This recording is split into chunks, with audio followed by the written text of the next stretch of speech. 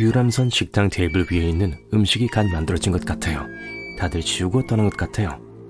여러분은 당황해서 밖에 있는 주가판으로 달려가요. 슬리퍼와 샌들이 많이 널브러져 있지만 주변에 사람은 없어요. 난간 위로 몸을 구부려 보니 유람선이 여전히 움직이고 있어요. 직원은 한 명도 보이지 않아요. 여러분의 맨 처음 추측은 모두들 어떤 이유로 어딘가에 모여 있다는 거예요. 그래서 여러분은 선장에게로 가요. 통제실에 도착하기 전에 길고 미로 같은 복도를 지나야 해요. 문이 활짝 열려 있고 누군가가 배를 정속 주행 제어로 설정해놨어요. 몇몇 시나리오들이 머릿속에서 펼쳐져요. 시나리오 1번은 여러분이 잠든 동안 다른 모두가 일어나서 여러분에게 장난을 치기로 한 거예요.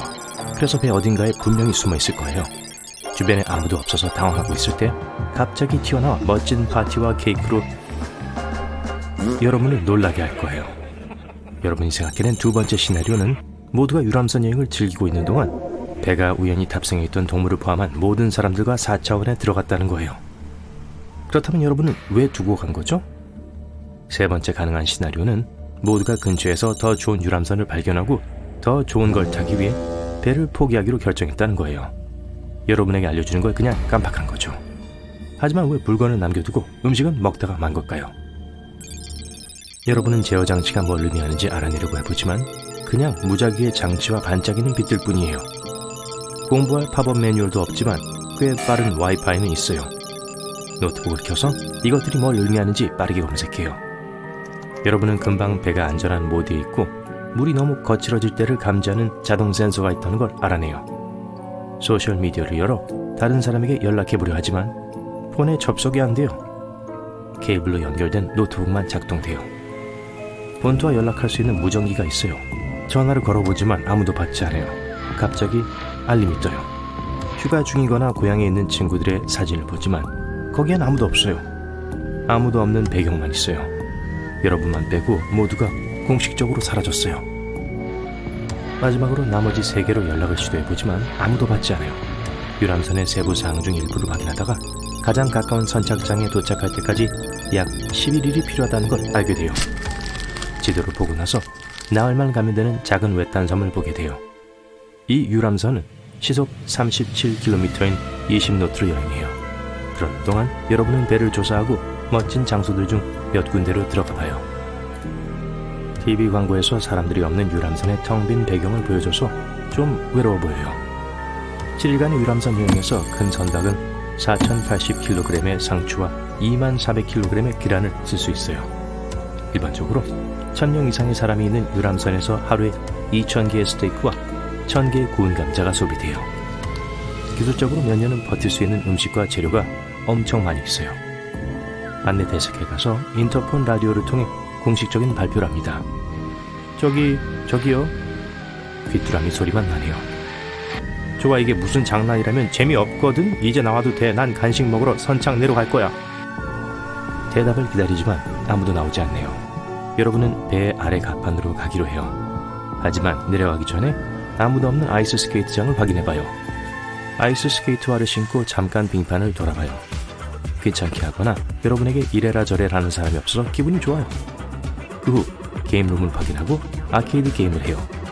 카운터에 있는 동전을 쓰고 몇 시간 동안 게임을 해요. 해가 지기 시작해요. 그래서 상큼한 음료를 마시고 경치를 즐기기로 해요. VIP들만 들어갈 수 있는 꼭대기 가판에 앉아서 가장 큰 선베드를 잡아요. 바닷물결이 들릴 정도로 조용해요. 거기서 잠들었다가 밝은 태양 때문에 다음날 아침에 깨요. 뭘 할지 생각하면서 주변을 돌아다녀요. 골프채를 잡고 스윙을 날리기 시작해요. 바다에 공을 빠뜨리고 지루해질 때까지 계속 놀아요. 그러다 보니 옆길로 샌 걸 깨닫고 배 아래 가판으로 가려고 해요. 뒹구고 있던 출입증으로 직원 전용 문을 확인해 봅니다. 아래로 내려가기 시작해요. 어두워지고 있어요. 전력이 들어오지 않아서 손전등을 들고 방을 둘러봐요. 승무원들은 보통 공유 2층 침대가 있는 기숙사 스타일의 방에서 살아요. 직원 식사를 위한 공용 공간이 있고 다른 오락 활동에 접근할 수 있어요. 주요 레스토랑에 음식을 차리는 주방도 아래쪽에 있어요. 모든 방이 똑같아 보여요. 기관실에서 소리가 많이 나서 으스스해요. 파이프가 척허덕거리고 아무 데서나 터지는 소리가 나요. 불이 깜박거려요. 여러분이 방에서 주운 손전등을 들고 움직이는 동안 그 그림자가 여러분을 따라오고 있어요. 무서워요.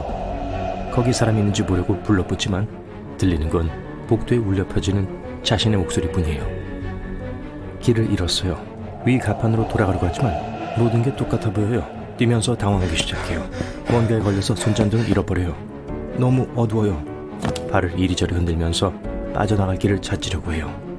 손을 벽에 대고 주변을 탐색해 보려고 해요. 복도 끝에 밝은 빛이 보여요. 그쪽으로 걸어가요. 결국 많은 음식이 놓여있는 중앙 부엌 중 한 곳에 도달하게 돼요. 냉장고 수십 개와 디저트 전용 주방 하나가 있어요. 배가 고파서 꼬르륵 소리가 나요. 여러분은 한 접시에 수백만 원 하는 가장 이국적이고 최고급 음식을 먹어요. 여러분은 그 다음 며칠 동안 맛있는 음식을 개걸스럽게 먹고 골프를 치고 무도장에서 파티를 하며 보내요. 사흘 뒤 유람선의 가장 재밌는 것들을 최대로 마음껏 즐겼어요. 태양을 쬐는 동안 멀리에 섬이 보여요. 쌍안경을 들고 배가 향하고 있는 부두를 주목해요. 재빨리 관제센터로 가서 지도를 봐요. 도착까지 30분이 걸리는데 여러분은 유람선을 주차시키는 방법을 몰라요. 결국 배를 멈추기 위해 다짐을 해요. 그런 다음 섬까지 노저 가기 위해 구명보트를 이용해요. 약간의 준비물과 음식을 모으고 노를 저어요. 섬에 있는 누군가가 여러분을 도울 수 있을지도 몰라요. 내려서 해안으로 노를 저어요. 도시로 들어갔지만 그곳은 비어있어요. 사람들이 통근하는 동안 도로 한가운데에 차를 버려두고 갔어요. 답을 얻을 수 있는지 보기 위해 경찰서로 향해 봅니다. 하지만 아무것도 없어요. 몇 달 후 여러분은 섬 전체를 탐험했고 유람선에서 많은 식량을 구했어요. 5년 후 여러분은 섬을 완전히 장악했고 유람선을 제대로 운전하는 법을 배웠어요. 유람선의 그날 이후로 단 한 사람도 본 적이 없어요. 마치 모두가 사라져 증발한 것 같아요. 10년 후 여러분은 라디오 타워에 앉아 있어요. 수염이 많이 자랐고 섬 곳곳에 농작물 밭이 있어요. 여러분은 3년 동안 유람선에 발을 들여놓지 않았어요. 갑자기 라디오에서 모스부호로 신호가 잡혀요. 본토에서 누군가가 여러분에게 연락하려고 해요. 여러분은 다시 배에 올라 그곳으로 가요. 어둠 속 눈을 뜨니 밝은 빛이 보입니다. 사람들의 실루엣이 이리저리 번쩍이는 것 같습니다. 눈이 빛에 익숙해졌습니다. 주위를 둘러봅니다. 병원에 있군요. 하얀 보호복을 입고 방독면을 쓴 의사들이 여러분 주위에 서 있습니다. 몸은 좀 어때요? 라고 그들 중 한 명이 묻습니다. 무슨 일이 있었는지 기억 못하시는군요. 머리를 그는데 이상한 긁히는 소리가 들립니다. 손바닥을 보니 손바닥이 유리로 되어 있네요. 여러분의 온몸이 유리로 덮여 있다고요. 의사가 사고가 났다고 하는데 아무것도 기억을 하지 못하는군요. 침대에서 일어나니 바닥 전체에 두꺼운 솜털이 깔려있는 모습이 보입니다. 딱딱한 바닥 때문에 피부가 깨지는 걸 막기 위해서예요. 움직이는 게 좀 힘들겠군요. 스스로가 약해진 것처럼 느껴집니다. 물체에 닿으면 몸에 긁힌 자국이 생기고 타버립니다. 의사들이 식사로 으깬 감자를 주었지만 배가 고프지 않아요. 그저 무슨 일인지 왜 여기 있는 사람들이 방독면을 쓰고 있는지 알고 싶을 뿐입니다. 과학자들은 여러분이 모래, 화재, 방사능으로 실험을 하던 매립지에 우연히 들어가게 되었다고 합니다. 무슨 이유에선지 실험장에 들어가니 몸이 달라졌어요. 건물 안의 모든 사람들은 방독면을 쓰고 있고 보호복을 입고 있습니다. 왜냐하면 어떤 종류의 접촉도 위험할 수 있기 때문이에요. 이제 여러분은 특별한 기관에 머물게 되었습니다. 전 세계의 과학자들과 의사들이 여러분을 연구할 거예요. 여러분은 그저 집에 가서 부모님과 친구들을 만나고 싶을 뿐이에요. 의사가 지금은 불가능하다고 했어요. 그들이 여러분의 능력을 알아낼 수 있도록 검사를 받을 필요가 있다고 하네요. 모두 괜찮을 거예요 라고 덧붙였지만 의사의 목소리가 이상하게 들려요. 과학자들은 유리가 여러분의 신체 세포와 어떻게 상호 연결되어 있는지를 알아내고 있습니다. 예를 들면 머그잔이 발에 떨어졌어요. 그러면 피부가 갈라지겠죠? 하지만 몇 시간 후 갈라진 틈은 사라지고 발은 다시 부드러워집니다. 장기, 뼈, 연 조직은 정상이에요. 피부만 유리의 특성을 얻게 되었죠. 유리 피부를 마음대로 투명하게 만들 수도 있습니다. 그래서 근육이 어떻게 생겼는지도 볼 수 있죠. 무섭게 생겼네요. 여러분은 지속적인 의료 관리를 받고 있습니다. 거의 아무도 여러분에게 말을 걸거나 얼굴을 보여주지 않고 있지만요. 어디에도 창문이 없어서 여러분의 긴장감을 느끼고 있습니다. 식물들은 인공식물이며 매일 밤 여러분의 방은 자석 자물쇠로 잠깁니다. 여러분은 피부 조각이 부서지는 것을 두려워하며 매우 조심스럽게 움직이고 있어요. 과학자들은 그 문제를 해결하겠다고 약속했어요. 그리고는 여러분을 들것에 싣고 묶은 후 어디론가 데려갑니다. 의사가 여러분을 덜 부서지게 만드는 법을 알아냈다고 합니다. 하지만 자신들을 믿어야 한다고 하네요. 여러분을 어두운 방으로 데려왔어요. 의사는 수술하는 동안 눈을 감고 있으라고 말합니다. 주위를 둘러보니 커다란 난로가 보입니다. 방독면을 쓴 사람들이 여러분을 그 난로로 밀어넣을 거예요. 그들에게 당장 멈춰달라고 부탁했습니다. 그냥 부서지기 쉬운 상태로 있어도 상관없다고요. 과학자들이 여러분을 주철실에 가뒀어요. 소리 지릅니다. 여러분 주위에선 불꽃이 튀고 있어요. 눈을 감아보세요. 점점 뜨거워지고 있어요. 불이 여러분을 완전히 감싸고 있습니다.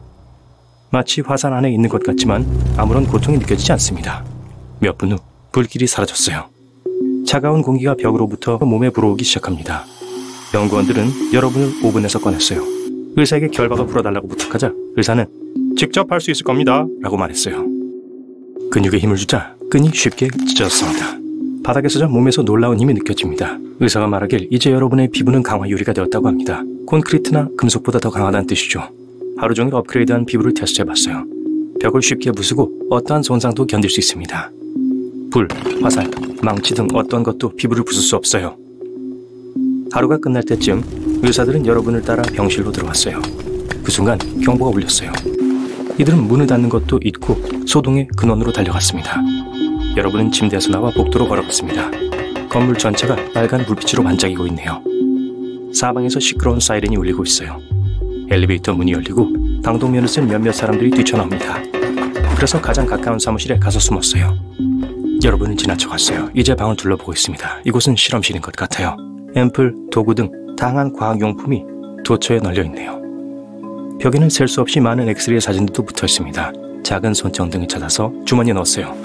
그리고 탁자 위에 있는 서류 몇 가지를 발견했어요. 첫 페이지에는 여러분의 사진이 들어있네요. 파일을 훑어보지만 아무것도 읽을 수 없습니다. 글자 대신 페이지에 이상한 기호들이 적혀 있습니다. 무슨 미지의 언어 같아요. 누군가 뒤에서 여러분을 붙잡았어요. 어린 소녀입니다. 울면서 도움을 요청하고 있네요. 소녀의 눈물이 손에 뚝뚝 떨어지고 있습니다. 그때 과학자들이 사무실로 들어와서 소녀를 데리고 갔어요. 소녀는 모퉁이 뒤로 사라지기 전 여기서 도망쳐! 라고 소리 질렀습니다. 의사 중 한 명을 보고 여기가 어디죠? 라고 물었습니다. 의사는 방으로 돌아가 주세요 라고 정중하게 대답했습니다. 사무실을 나서자 이상한 냄새가 납니다. 여러분의 손이에요. 손에서 휘발유 냄새가 납니다. 그 소녀의 눈물임에 틀림없어요. 소녀가 연료를 눈에서 흘리고 있었던 건가요? 방으로 가서 자고 이 끔찍한 곳에서 내일 탈출하기로 결심했어요. 긴장감이 느껴집니다. 그 순간 몸에 어떤 일이 일어났습니다. 손을 보자 반사된 모습이 보입니다. 피부가 거울로 변했어요. 잘 됐네요. 또 하나의 초능력이 생겼군요. 여러분은 손전등을 꺼내기 위해 주머니에 손을 넣었습니다. 그때 자석 자물쇠를 열 수 있는 카드를 찾았어요. 아까 그 소녀가 주머니에 넣어둔 게 분명해요. 아마 의사들한테서 훔쳤을 거예요. 이제 그 소녀를 찾아서 구해줘야 합니다. 러닝머신에서 운동을 하고 화장실을 가야겠다고 했어요. 의사들이 문 뒤에서 기다리고 있었죠. 여러분은 손을 씻고 거울에 비친 자신을 봤습니다. 생각이 하나 났어요. 거울 기능을 켜고 싱크대 옆에 서자 욕실 거울과 하나가 되었어요. 그리고 기다립니다. 방독면을 쓴 의사들이 방으로 뛰어들어왔습니다. 여러분은 알아채지 못했어요. 알 수 없는 언어로 무언가를 말하고 나서 그들은 떠났습니다. 갑자기 그들 중 한 명이 다시 돌아왔어요.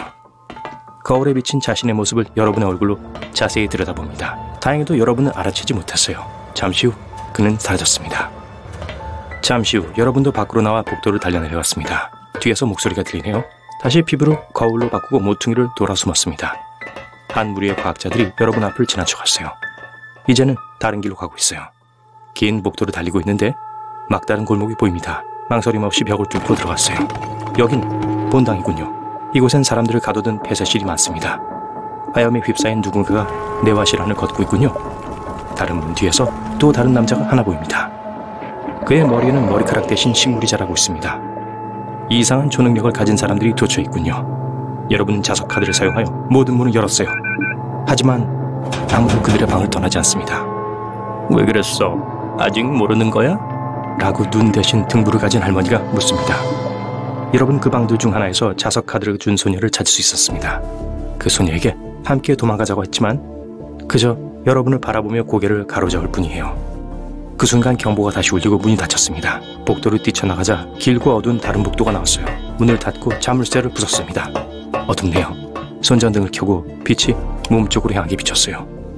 그러자 마치 강력한 야간 램프처럼 복도 전체에 빛을 반사하고 비쳤어요. 더 걸어가자 다른 빛이 하나 더 보입니다. 창문이에요. 드디어 여러분은 최대한의 속도로 달립니다. 자유를 줄 작은 창에 가까워지고 있어요. 그때 추격자들이 문을 부수고 나와서 여러분에게 뭐라고 소리질러요. 아무 말도 안 들려요. 탈출만 생각하고 있습니다. 창문이 점점 가까워지고 있어요. 바깥 세상의 빛은 더 밝아집니다. 유리를 깨려고 주먹을 쥡니다. 아직 몇 발자국 더 남았어요. 그러다 몸이 멈췄어요. 여러분의 눈은 공포로 가득 차 있고 온몸이 떨리기 시작합니다. 창밖에 보이는 장면은 어떤 식으로도 여러분의 머리로 이해할 수가 없었습니다. 눈앞에 거대한 소행성대가 보이고 있어요. 알려지지 않은 보라색 행성에 불빛과 우주정거장의 밝은 탐조등이 보입니다. 여러분이 이곳이 지구가 아니라는 것을 깨달았어요. 집에서 아주 멀리 떨어진 거대한 우주선 안에 있는 거라고요. 심지어는 은하계의 반대편에 있을지도 모릅니다. 이 생명체들은 무엇이든지 간에 여러분을 지구로부터 데려와 실험을 한 겁니다. 여러분은 큰 충격을 받아서 의식을 잃어버렸어요. 어둠 속입니다. 이제야 정신을 차리셨군요. 흰색 보호복을 입은 몇몇 사람들이 보이네요. 여러분은 자신이 어디 있는지도 모르고 아무것도 기억하지 못합니다. 의사가 몸은 좀 어때요? 라고 묻습니다. 밝은 섬광이 눈부십니다. 눈을 뜨자 보호복과 방독면을 쓴 사람들이 보입니다. 주변에는 이상한 과학기기들이 있어요. 나한테 무슨 일이 생긴 거지? 마스크를 쓴 과학자가 조용히 어깨를 두드립니다. 그때 또 다른 한 명이 기억처리라는 레이블이 붙은 스캐너를 숨기고 있는 게 보입니다. 이봐요, 이건 뭐죠? 나한테 무슨 짓을 한 거예요? 일어나려고 노력하지만 팔다리가 테이블에 묶여있고 머리는 끈으로 고정되어 있습니다. 공포감이 밀려옵니다. 그때 차분하고 따뜻한 목소리가 들립니다. 좋은 아침이에요, 스카이. 놔줘요. 진정해요. 다 괜찮아요. 어제 크게 문제를 일으켰죠. 동료들, 왜 이렇게 묶어놨죠? 괴물이 아니잖아요. 과학자들은 여러분을 풀어줬고 하얀 옷을 입은 남자는 계속 활짝 웃으며 여러분을 바라봅니다. 전 머빌 박사입니다. 안전은 제가 장담해요. 당신은 어떤 끔찍한 실험에 연루됐고 우리가 당신을 구했어요. 제 몸에 있는 유리는 뭐죠? 제 피부는 정상으로 돌아오나요? 물론이죠. 오늘 제 동료들이 당신을 위해 특효약을 만들 거예요. 시간이 좀 걸릴 거예요.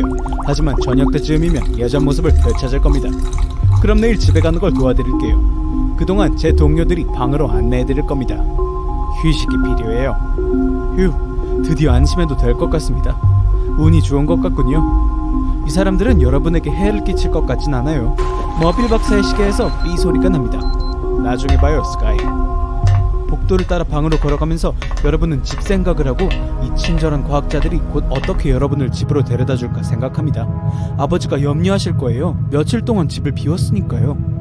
갑자기 천장에서 환기구 커버가 마스크를 쓴 과학자 중 한 명의 머리 위로 떨어집니다. 낯선 두 사람, 한 남자와 한 소녀가 환기구에서 뛰어내립니다. 남자가 여러분을 손으로 가리키고 있어요. 그의 손바닥 옆에 보라색 공이 나타납니다. 무슨 에너지 덩어리처럼 보여요. 남자가 이 공을 쏘아 올리자 여러분을 관통합니다. 등 뒤에서 방전음이 들립니다. 뒤를 돌아보자 과학자들의 눈에서 불꽃을 튀기는 것을 볼 수 있습니다. 그들의 머리가 무작위로 움직이기 시작하더니 부서져서 바닥으로 떨어집니다. 알고 보니 친절한 과학자들은 로봇이었어요. 무슨 일이에요? 안 돼요. 이봐요. 날 집에 데려다 준다고 약속했잖아요. 주먹을 불끈 쥐고 낯선 사람들을 향해 휘두릅니다. 너희들 뭐야? 뭘 원하는 거야? 말만 해, 클레어. 내가 없애버릴게. 덩치 큰 남자는 무서워 보입니다. 싸울 준비가 되어 있어요. 진정해, 밥. 스카이, 잘 들어. 저 사람들은 너한테 거짓말을 했어. 내가 유리 피부를 없애는 걸 도와줄 수 있어. 나 기억 못해? 아니, 아는 사이야? 너희들은 위험해 보여. 여러분은 이 사람들을 만난 기억이 전혀 없어요. 소녀의 눈에 눈물이 고이더니 휘발유 냄새가 납니다. 이 냄새는 매우 낯익기는 하지만 아무리 애를 써도 전혀 기억나지 않습니다. 날 믿어. 우리가 다 보여줄게. 이유는 알 수 없지만 소녀의 손을 잡습니다. 클레어가 여러분을 문으로 안내해요. 그녀의 눈물이 자물쇠에 떨어집니다. 그리고 손가락을 까딱하자 불이 붙습니다. 문이 열립니다. 의자에 올라가자 회의실이 보입니다. 저길 봐. 모든 걸 이해하게 될 거야. 조용히 해. 다시 익숙한 목소리가 들립니다. 환기구에서 나오는 거예요. 머빌 박사예요. 과학자들과 여러분을 보살피던 의사들이 원탁에 모여 있습니다. 탁자 윗자리에는 머빌 박사가 있습니다. 여러분, 우리는 이제 최종 단계에 접어들었습니다. 내일 실험 마지막 단계가 끝나면 초능력을 가진 사람들을 얻게 될 거예요. 그리고 그들을 이용해서 우리는 마침내 지구를 지배할 수 있을 겁니다. 갑자기 몇몇 과학자들이 회의실로 뛰어들어와서 머빌의 귀에 대고 무언가를 속삭입니다. 다들 제정신이야? 찾아내! 당장! 도망가게 놔두면 안 돼! 이 친절해 보였던 의사는 그저 여러분을 이용하려고 했던 게 밝혀졌어요. 여러분은 그저 실험 대상일 뿐입니다. 이게 어떻게 가능하지? 왜? 밥, 도와줘. 빨리. 밥은 손바닥으로 여러분의 이마를 만집니다. 머리가 너무 아파요. 눈앞에서 기억이 번쩍이는 것을 볼 수 있습니다. 이제 우주정거장 창문에서 바라본 광경이 기억나요. 클레어, 그리고 여러분도 강제로 여기 갇혀 있었다는 것도 기억납니다. 이제 기억나. 클레어. 스카이, 지구로 빨리 돌아가야 해. 아버지가 머빌 박사를 막을 방법을 찾으실 거야. 승선 지점으로 가는 방법을 알아. 우주선을 훔쳐서 지구로 날아가면 돼. 하지만 먼저 여기로 잡혀온 모든 사람들을 구해야 해. 그 사람들을 그냥 내버려둘 순 없어. 스카이, 그들에게는 수천 대의 로봇이 있지만 우리는 3명뿐이야. 그건 어려울 거야. 지금 우리가 할 수 있는 일을 봐. 밥은 방금 놀라운 전자기공으로 로봇들을 멈추게 했어. 넌 자물쇠를 쉽게 태워버렸고, 우리가 힘을 합치면 새로운 초능력으로 그들에게 대항할 수 있을 거야. 네 말이 맞아, 스카이. 우린 이제 다른 사람들이야. 클레어, 제어실에 침입해서 감방을 열 수 있어? 밥과 내가 모두를 풀어주고 우주선에서 만나자. 알았어. 이제 탈출 계획이 있습니다. 하지만 방에서 나오자마자 수십 개의 로봇을 만납니다. 총을 겨누고 있어요. 잡히고 말았습니다.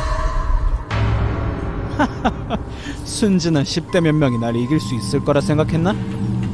오히려 잘 됐어. 지금 바로 실험의 마지막 단계를 진행하겠어. 여자애부터 시작하지. 로봇들이 거대한 레이저 장치를 실험실로 가져와서 클레어를 겨누고 있는 것이 보입니다. 당신은 우리를 실험 대상으로 정한 게 얼마나 큰 실수였는지 전혀 모르고 있어. 여러분은 화가 나서 탈출하려고 하지만 피부는 온몸에 금이 가기 시작합니다. 잘 보는 게 좋을 거야, 스카이. 너 때문에 얘가 고통받게 됐어. 네 방에 조용히 앉아있으라고 했잖아. 화가 났어요. 파란 균열이 피부에 나타납니다. 끈을 끊어버렸지만 로봇들은 여러분을 꽉 잡습니다. 머빌 박사가 레이저 대포를 켰습니다. 레이저가 윙윙거리기 시작합니다. 몇 초 후면 클레어가 다칠 거예요. 이 순진한 10대들이 어떤 능력을 가지고 있는지 보여주겠어. 눈을 감고 나무에서 뛰어내리는 것을 상상합니다. 어머니가 거기 서서 여러분을 받아줍니다. 어머니가 여러분을 끌어안고 말합니다. 넌 내 영웅이야, 스카이. 항상 그럴 거야. 눈을 뜹니다. 심장이 훨씬 더 빨리 뛰고 여러분은 솟아오른 힘으로 로봇들을 밀쳐냅니다. 레이저로 다치긴 하지만 깨진 자리는 금방 회복됩니다. 어떤 이유에서인지 오른팔이 무언가 더 단단한 것으로 변하는 것을 볼 수 있습니다. 이게 뭐죠? 어디서 이렇게 밝은 빛이 나는 거죠? 팔이 다이아몬드로 변하고 있나요? 그래요! 로봇들이 다시 여러분을 향해 달려오는 것을 볼 수 있습니다. 하지만 강력한 타격에 로봇은 산산조각 냅니다. 화가 날수록 온몸이 더 굳어지고 다이아몬드 조각이 몸을 덮어요. 스카이, 멈춰. 진정해. 아니면 온몸이 다이아몬드로 변할 거야. 그건 머빌이 원하는 거야. 클레어 말이 맞습니다. 부정적인 감정이 강해질수록 몸에 더 많은 변화가 일어납니다. 머빌 박사는 황급히 출구로 향합니다.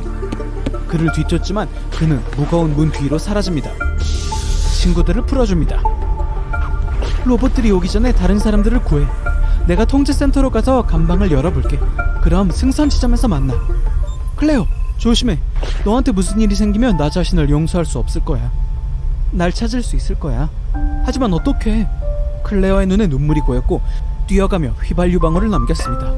거기에 불이 붙었고 1초 후 연기가 나기 시작하더니 클레어 뒤에 흔적이 남습니다.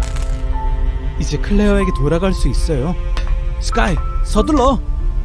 여러분은 밥과 함께 수십 개의 로봇을 물리치고 감방으로 향합니다.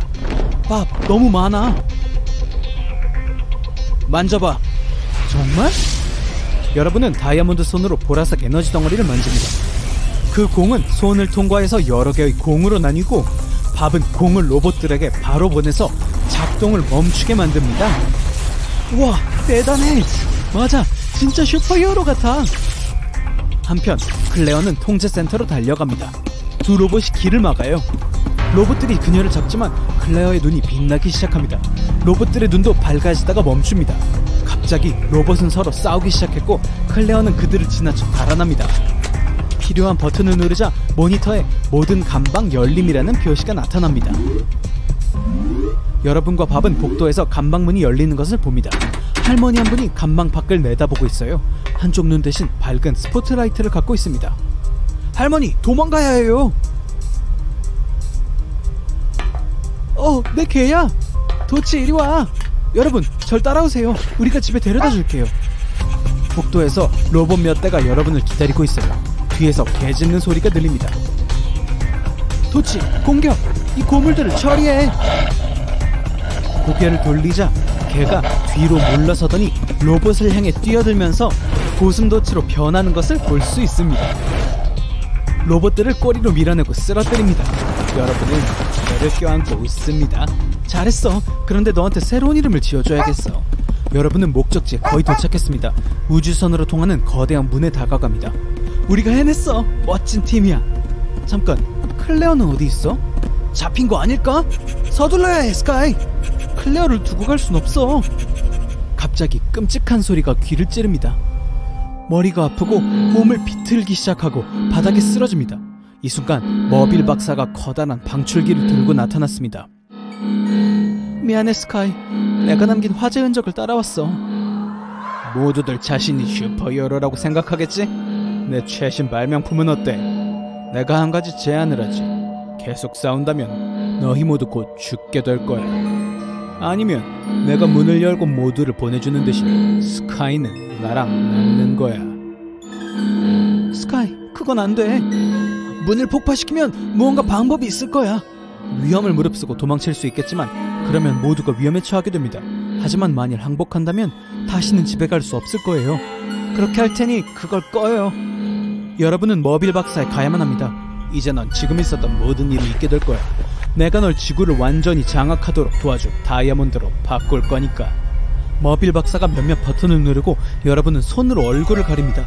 그 순간 복도 전체가 밝은 불빛으로 번쩍입니다. 광선이 여러분의 다이아몬드 팔 안에서 굴절되어 다시 튀어나와 머빌 박사에게 비춥니다.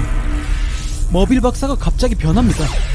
그는 친절한 얼굴의 평범한 남자가 됐어요. 모두들 여기 무슨 일이죠?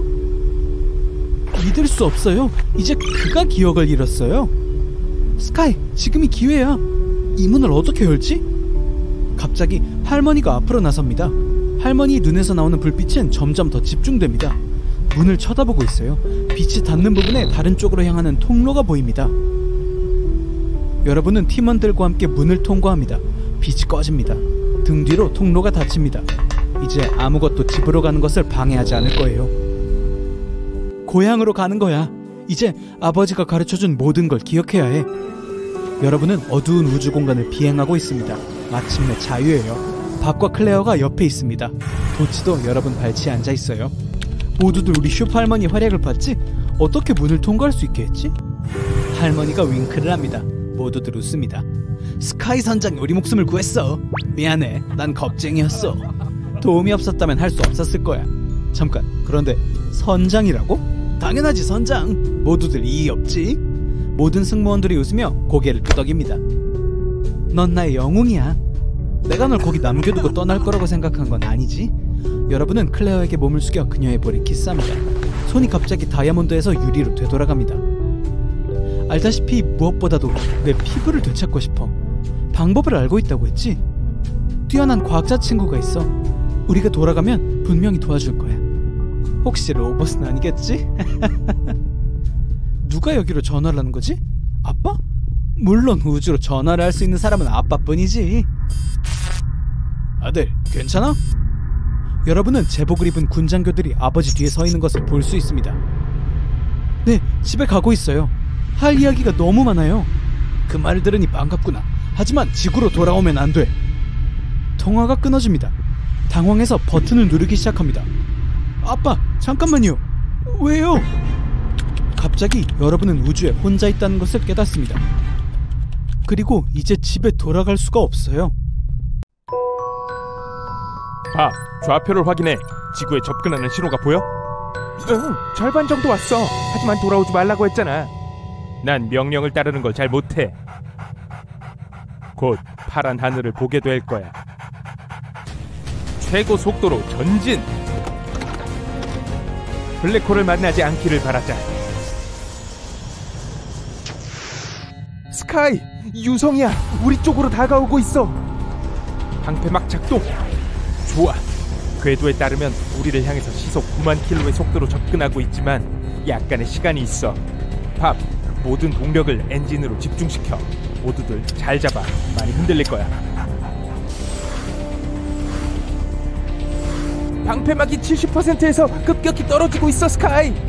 모든 방패막 에너지를 레이저로 전송해. 확실해? 그러면 보호막이 모두 사라져. 시간이 없어. 알았어. 비켜. 우린 집으로 돌아가야 해. 예! 밥! 하이파이브! 스카이! 저길 봐! 이런, 블랙홀은 안 돼! 아직도 파워가 남아있어? 모두 다 떨어졌어! 중력장이 우리를 블랙홀 안으로 당기기까지 5분의 시간이 있어. 어떻게 하지, 선장? 주목해. 존, 전원 공급 장치를 빨리 꺼. 밥, 에너지를 충전해. 클레어, 점화 준비를 해. 제발 좀 움직여라. 셋, 둘, 하나, 출발! 엔진이 켜졌어. 왜 우주선이 안 움직이지? 너무 늦었어. 우린 이미 사상의 지평선을 지났어. 귀환 불능 지점. 중력을 이기기에는 엔진 힘이 너무 약해. 너무 깊숙이 들어왔어. 혹시 내가 산산조각 나거든. 그런 일은 없어. 내가 있잖아.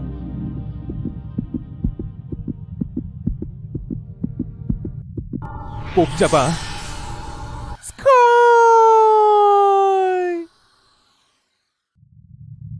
모두들 괜찮아?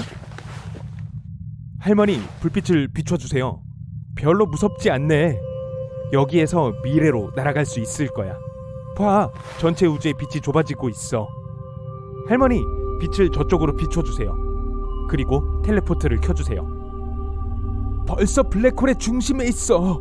텔레포트는 효과가 없을 거야. 여기서 어떻게 나가지? 모르겠어. 여기에 와본 사람은 아무도 없을 거야. 누군가 우리 무선에 답하기를 바라는 수밖에. 스카이, 여기서 시간은 다르게 흘러. 이곳에서의 1초는 하루, 아니 일주일이 될 수도 있어. 우리가 여기 있는 동안 지구에는 수년이 흘렀을 수도 있어. 저게 뭐지? 꼭 잡아.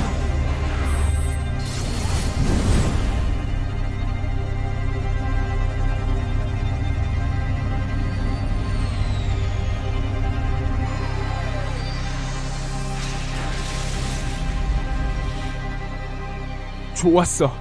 얘들아, 지구야. 집에 왔어.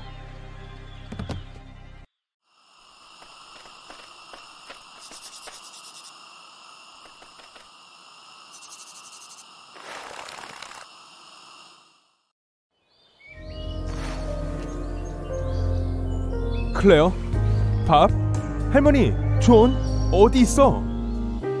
도움을 청하러 갔을 거야. 도치야, 블랙홀을 통과했으니까 미래로 온 게 분명해.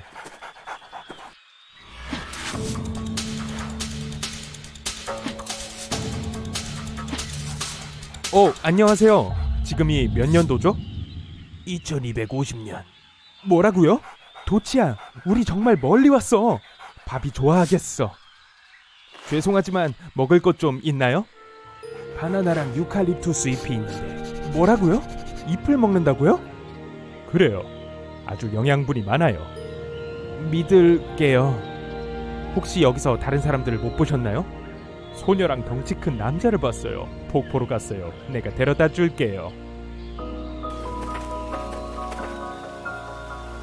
클레어, 밥, 얘들아! 할머니의 텔레포트가 작동했어. 얘들아, 2250년이야. 믿어지니? 적어도 지구에 왔어. 조용히 해, 도치야. 괜찮아. 할머니와 존은 어디 있어? 저 동굴에서 쉬고 있어. 가장 가까운 마을로 가는 길을 알려주세요. 우주선 부품이 필요해요. 근처에 마을이 있기는 한데 어두워지고 있어요. 피할 곳을 찾아서 밤을 보내는 게 좋아요. 그렇지 않으면 큰 위험에 빠질 거예요. 안 돼요. 지금 가야 해요. 얘들아, 우주선을 고쳐서 우리 시대로 돌아가자. 스카이, 저분 말을 들어. 우리보다 더 잘 알고 있을 거야. 봐, 해가 지고 있어. 빨리 동굴로 가는 게 좋겠어. 얘들아, 너희들 왜 그래? 잎을 너무 많이 먹어서 이상해진 거야? 마음대로 해. 나 혼자 마을로 갈게. 도치야, 애들이 좀 이상해. 왜 이렇게 춥지? 안 돼.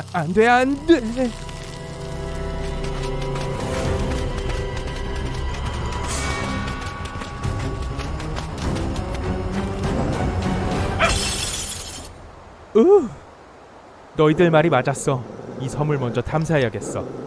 밖이 정말 추워. 불을 피우자. 클레어, 도와줄래? 라이터를 우주선에 두고 왔어. 넌 휘발유 눈물이 있잖아. 존, 불 피울 나뭇가지 좀 줄 수 있어? 너희들 도대체 왜 그래? 할머니, 밥, 그 잎 좀 그만 먹어. 그것 때문에 이상해지는 것 같아. 무슨 일이야? 이거 놔. 내 친구들은 어디 갔어? 당신들은 누구야? 왜 지구에 도마뱀 인간들이 사는 거야? 여기가 지구라고 누가 그래?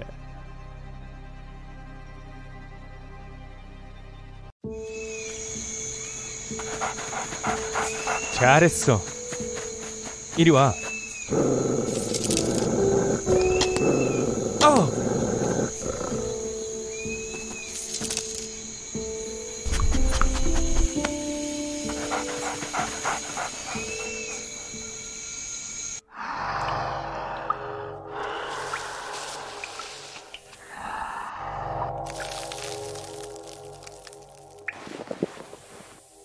우리 친구인 거 알지?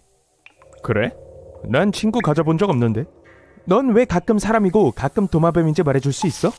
그리고 너희 행성은 왜 지구를 닮은 거야? 같은 중력에 같은 식물이 있고 말이야. 모르겠어.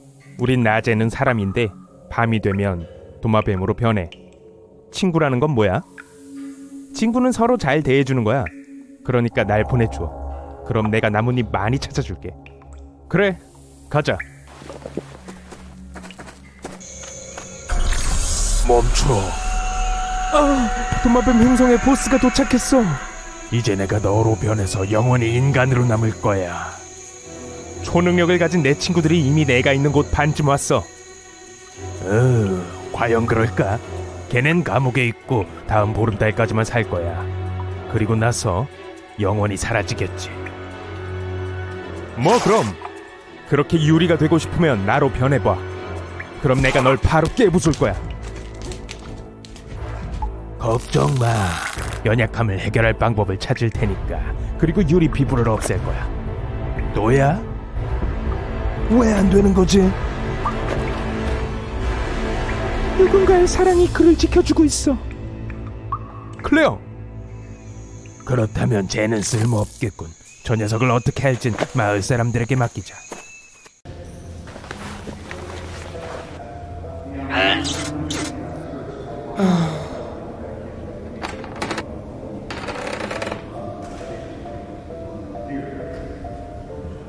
보통 눈물이 나오네.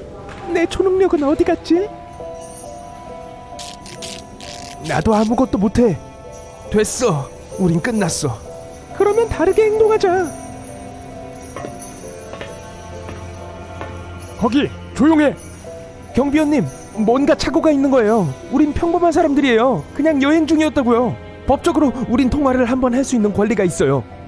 아니, 대체 무슨 꿍꿍이야? 여기선 단 하나의 권리만 있어. 조용히 하는 것.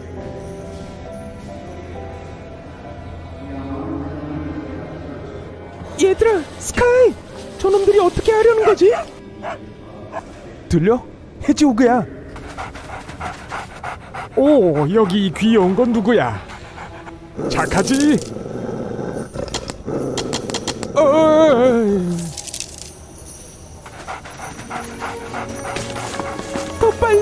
더 빨리!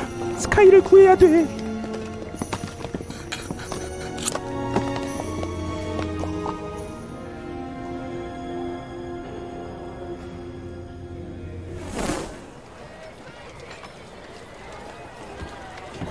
주민 여러분, 오늘 이 남자에 대한 인민 재판을 열 겁니다. 감히 우리 행성을 침략했어요. 우린 이미 열린 마음으로 낯선 사람들을 맞이했는데 끔찍한 재앙으로 변했습니다. 그를 벌하시오! 그를 벌하시오! 우리가 어떤 행성을 침략했는지 모르겠는데? 안녕? 말해줘. 여기 지금 지구 아니야? 아니야. 어디 가는 거야? 이제야 왜 엄마 아빠랑 통화가 안 됐는지 분명히 알겠네. 몇 년 전에 우린 이미 하늘에서 우주선을 봤어요. 연금술사, 그 사람은 바로 이 광장에 착륙했습니다. 더 나은 문명을 만드는 걸 도와주겠다며 우리의 모든 병을 치료해주겠다고 제안했죠. 하지만 우리를 속였어. 그는 자신의 생명공학 기술을 실험해볼 지원자를 찾고 있었던 겁니다. 그 순간부터 우리 행성 사람들은 도마뱀으로 변하기 시작했어요. 우리 과학자들은 치료법을 찾으려고 노력했지만 낮에만 효과가 있었습니다. 그리고 그 연금술사는 실험을 완성하기 위해 화산 입구에 숨었고 우리 행성 전체에 해로운 물질을 뿌렸어요. 하지만 이번엔 초대장 없이 날아온 사람들을 처벌할 겁니다. 그럼 넌 그 연금술사보다 나은 게 뭔데? 너희 도마뱀 사람들, 내 친구들로 변해서 진짜 친구들을 숨겼어. 당신들은 스스로를 인간이라고 생각하지만 동물처럼 행동하잖아. 안녕 사기꾼들. 빠! 4명이 있어. 스카이, 얘들아, 너희 살아있구나. 할머니랑 조는 안전해. 하지만 우리 초능력을 잃었어. 걱정마, 뭔가를 생각해낼게. 해지오그, 나한테 와봐.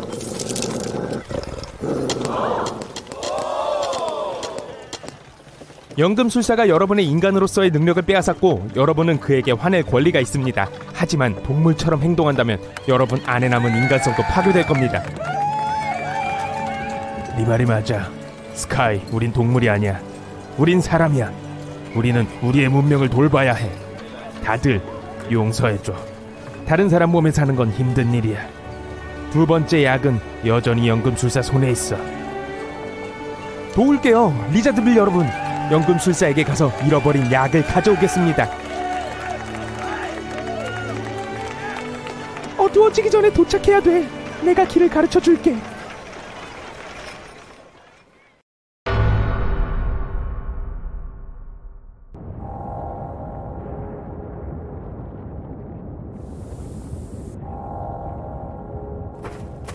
냄새 진짜 지독하네. 유황이야. 숨쉬기가 너무 힘들어. 이상하네. 난 아무 느낌이 안 나. 스톤 엘레멘탈들이야. 연금술사가 보호를 위해 만든 거지. 우리가 제대로 왔나 보네. 스카이, 우리한테 더 이상 초능력이 없는데 어떻게 연금술사와 싸우지? 아직 내 슈퍼 스킨이 있잖아. 생각보다 더 멋지더라고. 너희가 찾던 거 이거 아닌가? 약을 주면 우린 싸울 필요 없어. 말도 안 돼. 닥터 모빌이야. 내가 싸운다고 누가 그래? 스카이, 안 돼. 가장 먼저 몸 주위가 약간 무거워지는 게 느껴져요. 여러분은 마치 부드럽지만 무거운 담요 아래서 자고 있는 것 같아요. 기분도 좋고 아무것도 하기 귀찮아요. 다행히도 여러분은 이 담요로 옮길 힘을 내요. 눈을 뜨니 이상해요. 어떤 푸른 빛에 둘러싸여 있어요. 눈을 비비고 싶은데 손 대신 촉수가 있다는 걸 알게 돼요. 여러분은 겁에 질린 것과 크라켄으로 변한 것이 믿기지 않는 부분은 건너뛰어 볼까요? 며칠 동안 존재에 관한 공포, 당혹스러움, 그리고 완전한 광기를 겪은 후에 마침내 진정할 수 있게 돼요. 이제 가장 무서운 해양 괴물이 되는 게 어떤 건지 알아봅시다. 자, 그 무거운 담요는 수압이었어요. 여러분이 숨어있는 깊이에서는 엄청나죠. 이걸 견딜 수 있는 생물은 거의 없어요. 거기로 승용차를 가져가면 무거운 물의 무게 때문에 산산조각이 날 거예요. 하지만 여러분은 크라켄이에요. 어떤 자보다 강하죠. 여러분의 몸은 이런 환경에서 붕괴되지 않아요. 두꺼운 탄력성이 있는 피부는 어떠한 압력에도 견딜 수 있고 강한 근육은 이곳에서 자유롭게 움직일 수 있게 해줘요. 그리고 여긴 파란 빛이 나요. 너무 깊이 있어서 햇빛이 거의 들어오지 않아요. 수압 때문에 어디가 위인지 아래인지 구분하기 어려워요. 하지만 다행히도 여러분은 망원경의 렌즈처럼 수면에서 오는 빛을 포착할 수 있는 거대한 눈을 갖고 있어요. 보통 사람은 이 깊이에서 어둠 외에는 아무것도 볼 수 없어요. 하지만 여러분의 눈에는 야간 두시경 장치 같은 게 내장되어 있어요. 그래서 이 푸른 빛을 볼 수 있죠. 이 깊이에는 거의 아무것도 없어요. 끝없이 무거운 공허함만이 있을 뿐이죠. 몇 마리 물고기와 침몰한 배들의 잔해를 볼 수 있어요. 여러분이 여기서 만나는 바다 생물들은 꽤 특이해요. 아귀들이 있고 온갖 모든 종류의 투명한 오징어들이 있어요. 생각해보면 여기선 대왕 오징어가 유일한 친구예요. 그리고 여러분은 대왕 오징어들에겐 왕과 같은 존재예요. 일반적으로 해저 가까운 곳에서 노는 건 꽤 지루해요. 자고 먹는 게 다죠. 더 많은 간식을 얻기 위해 더 높은 곳으로 헤엄쳐가는 게 최선일 거예요. 올라오니 여러분 주변의 물이 더 밝아져요. 점점 더 많은 햇빛이 이곳으로 도달해요. 그리고 드디어 바다의 다른 주민들을 만나게 돼요. 거북이, 상어, 해파리, 문어, 가오리는 여러분을 발견하자마자 잽싸게 도망가요. 해파리를 제외하고는 모두요. 해파리는 신경 안 써요. 식사할 곳을 찾다가 물고기 떼를 발견해요. 좋아요, 여기 점심거리가 있네요. 식사를 마친 후 재미로 물고기와 돌고래를 겁주면서 그곳에 머물러요. 촉수를 조절하는 게 마음에 들어요. 10개나 있죠. 여러분 느끼는 걸 말로 표현하는 건 불가능하지만 손에 있던 손가락들이 당국 규대만큼 커졌다고 상상해보세요. 그리고 정말 놀라워요. 여러분은 촉수를 보잉 승객기만큼 길게 늘릴 수 있어요. 또 빨판도 있어요. 어떠한 생명체도 여러분에게서 빠져나갈 수 없을 정도로 꽉 잡을 수 있어요. 촉수 덕분에 빠르게 헤엄칠 수 있어요. 먼저 그것들을 다른 방향으로 움직이고 나서 그것들을 함께 누르면서 앞으로 나아가요. 여러분이 만들어낸 강한 물줄기는 모든 물고기를 옆으로 밀어내요. 흰 긴수염 고래가 있네요. 이것은 세계에서 가장 큰 포유동물이에요. 하지만 여러분 옆에선 강아지 같아 보이네요. 그래서 여러분은 수영하고 먹고 물고기와 다른 해양 생물들을 겁주고 그게 다예요. 인생이 좀 지루하네요. 그리고 얼마 오래 지속될까요? 100년, 1000년? 즐거운 시간을 보내고 싶어서 수면 위로 헤엄쳐 올라가요. 밝은 햇빛에 눈이 거의 멀 뻔했네요. 익숙해지려고 노력해요. 물이 조용해요. 바람이 없어요. 주위를 둘러보니 앞에 작은 점이 하나 있어요. 와, 돛이 달린 커다란 나무 배네요. 마침내 재미를 볼 수 있겠네요. 사람들을 만나 여러분에 대해 빨리 이야기해주고 싶어요. 그래서 배를 향해 행복하게 헤엄치고 있어요. 하지만 만약 누군가가 여러분을 지켜보고 있었다면 아마 꽤 무서워 보일 거예요. 그물에 걸렸어요. 얇아서 쉽게 뜯어서 수면으로 올라갈 수 있어요. 가판에 있는 사람들은 겁에 질렸어요. 소리를 지르고 다양한 방향으로 달려요. 이봐요, 여러분 어디 가요? 그냥 같이 놀고 싶은 건데. 사람들이 엄청 작아 보여요. 어부들은 여러분에게 작살과 도끼를 던지지만 고통이 느껴지지 않아요. 나무 가판에 촉수를 하나 올려놓고 실수로 그걸 부러뜨렸어요. 배 전체가 성냥갑처럼 부서지기 쉬워요. 네, 만지지 않는 게 좋겠어요. 여러분이 돌아서다가 실수로 배를 뒤집어요. 탑승했던 모든 사람들이 이제 물속에 있어요. 다행히도 여러분에겐 그들을 모두 구할 수 있는 촉수가 충분히 있어요. 모든 낚시꾼들을 잡았는데 그들의 눈에서 공포가 익혀요. 기절하는 사람도 있어요. 배를 다시 물 위에 올려놓고 사람들이 가판으로 돌아갈 수 있게 도와줘요. 그런 다음 배를 밀어내고 육지를 향해 헤엄쳐가요. 하지만 해변에 있는 사람들에게 자신을 보여주지 않기로 결심해요. 여러분이 구한 선원들이 어떻게 거대한 괴물을 만나 살아남았는지 모두에게 말해줄 거예요. 모두들 여러분이 얼마나 끔찍한지에 대해 말할 테지만 아무도 여러분이 그들을 구했다는 건 언급하지 않을 거예요. 얼마나 불공평해요. 바다 깊은 곳으로 돌아와 잠이 듭니다. 이상한 소리에 깼어요. 수도꼭지에서 싱크대로 물이 떨어지는 것 같아요. 눈을 뜨고 주변의 희미한 섬광을 봐요. 오, 흥미롭군요. 헤엄쳐 올라가 네오가 여러분을 깨웠다는 걸 깨달아요. 꽤 심각한 것 같아요. 하늘은 검고 파도도 엄청나요. 이 혼란 속에서 큰 배가 항해하는 게 보여요. 이 배는 여러분이 전에 봤던 것과는 달라요. 철로 만들어져 있어요. 그리고 현대적인 화물선이라서 돛이 없어요. 여러분이 몇백 년 동안 잠들어 있었던 것 같아요. 탑승한 사람들이 여러분을 알아채고 신호탄을 발사해요. 밝은 빨간색 불빛에 눈이 멀어요. 여러분이 촉수를 펼쳤고 실수로 배를 밀었어요. 배는 무겁고 뒤집히지 않아요. 여러분이 자는 동안 기술이 발전한 것 같네요. 폭풍이 점점 거세지고 있어요. 배가 좌우로 흔들리고 있어요. 촉수로 배를 잡아주려고 하지만 탑승에 있는 사람들을 두렵게 해요. 사람들은 소리를 지르고 여러분은 그들의 반응을 이해해요. 거대한 괴물이 어둠의 심연 속에서 나와 그들의 배를 움켜쥐었어요. 여러분을 두려워하는 걸 보는 건 썩 기분이 좋지 않기에 헤엄쳐 떠나기로 해요. 기분이 상한 채로 해저 근처에 숨어 있어요. 알고 보니 크라켄이 되는 건 그다지 즐겁지 않아요. 물고기들하고만 어울릴 수 있지만 물고기는 말을 할 수 없어요. 사람들은 여러분을 무서워하고 여러분은 그들을 불편하게 만들고 싶지 않아요. 이 세상에서 너무 외롭다고 느껴져요. 점심을 먹고 다시 잠이 듭니다. 이봐요, 크라켄 씨. 제 말 들리세요? 목소리가 말했습니다. 여러분은 깨어나서 겁에 질려 몸서리를 쳐요. 누가 그랬죠? 플라잉 더치맨에 대한 이야기가 다 사실이었던 건가요? 방금 귀신이 여러분에게 말하는 걸 들었나요? 당신이 혼란스러워하는 거 이해합니다, 크라켄 씨. 그러니 수면 위로 헤엄쳐 올라오면 모든 걸 알게 될 거예요. 몇 분 후에 여러분은 물 밖으로 나와 거대한 비행선을 봐요. 수면 위에 바로 떠 있어요. 하지만 가장 환상적인 건 가판에 있는 사람들이 여러분을 두려워하지 않는다는 거예요. 관심과 동정심으로 여러분을 바라보고 있어요. 그중 이상한 헬멧을 쓴 남자를 눈치채요. 안녕하세요. 이 텔레파시 장치 덕분에 당신과 대화한 사람이 저예요. 당신도 뭐든 생각할 수 있어요. 제가 들을게요. 24세기예요. 사람들은 동물과 물고기가 의사소통하는 기술을 발명했어요. 그들은 거의 모든 생물들이 아무 생각이 없고 본능에 따라 산다는 걸 발견했어요. 하지만 그때 사람들은 바다 깊은 곳에서 나오고 있는 뇌 활동을 감지했어요. 바로 여러분을 발견한 거죠. 여러분은 지구상에서 가장 지적인 존재 중 하나인 것 같아요. 그리고 사람들은 여러분과 소통하는 것에 관심이 많아요. 마침내 수세기 동안의 외로움이 끝이 났어요.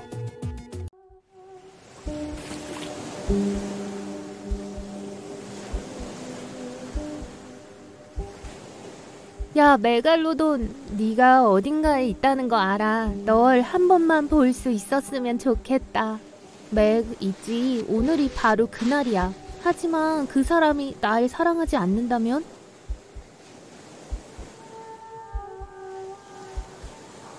꿈에서 네가 날 부르는 걸 봤어. 모두들 네가 존재하지 않는다고 생각하지만 난 내가 살아있는 걸 알아.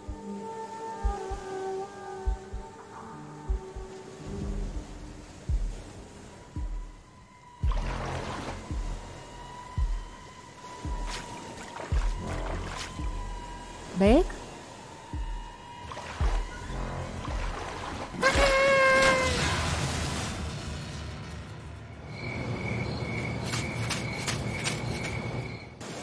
리지! 미안. 내가 길을 잃었어. 리지!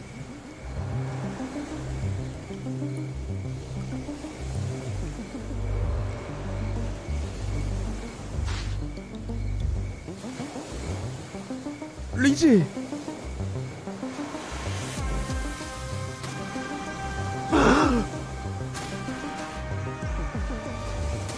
도와줘요.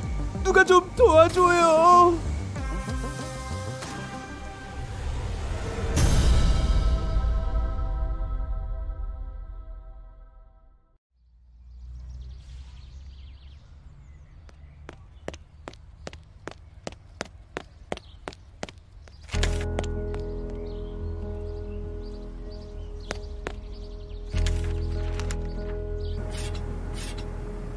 다나, 내 집에 그만 쳐들어와. 이틀 지났는데 리지는 아직 실종이고 넌 그냥 막대기 갖고 놀고 있잖아. 나보고 어쩌라고. 네가 리지를 마지막으로 봤을 때 정확하게 뭐라고 했어? 리지를 겁먹게 할 만한 건 없었어?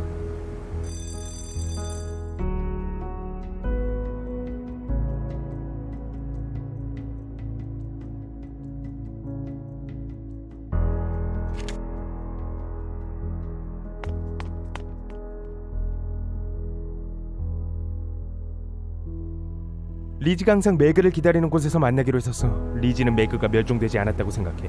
왜 그런지 모르겠어. 이게 왜 네 방에 있는 거지? 리지는 어디에 있어? 리지가 수영해서 가는 걸 봤어. 이런, 빨리 짐 싸. 리지 찾으러 갈 거야. 그리고 바보 같은 막대기는 놔둬. 아니, 이게 리지를 되찾는 데 도움이 될 거야.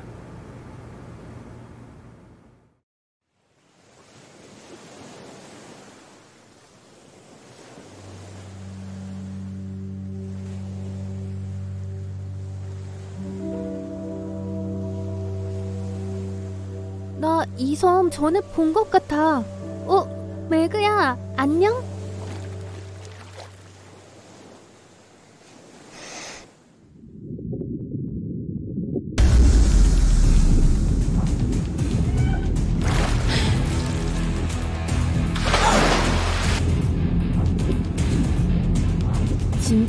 진정해.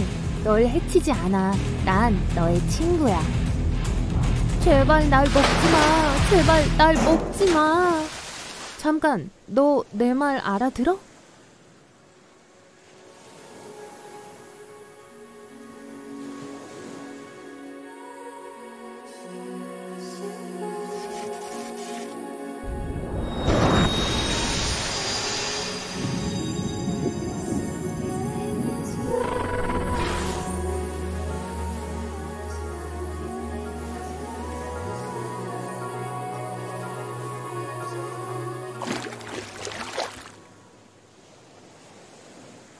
맞다. 그래, 쇠사슬.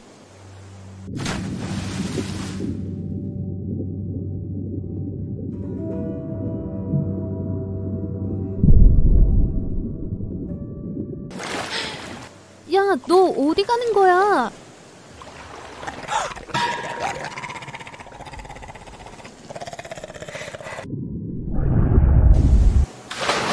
잠시만. 우와, 잘했어. 날 위해 돌아와줘서 고마워, 맥.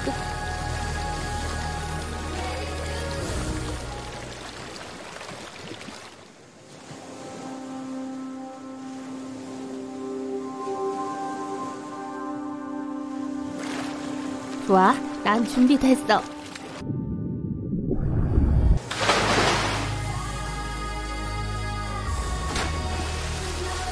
정말 대단했어.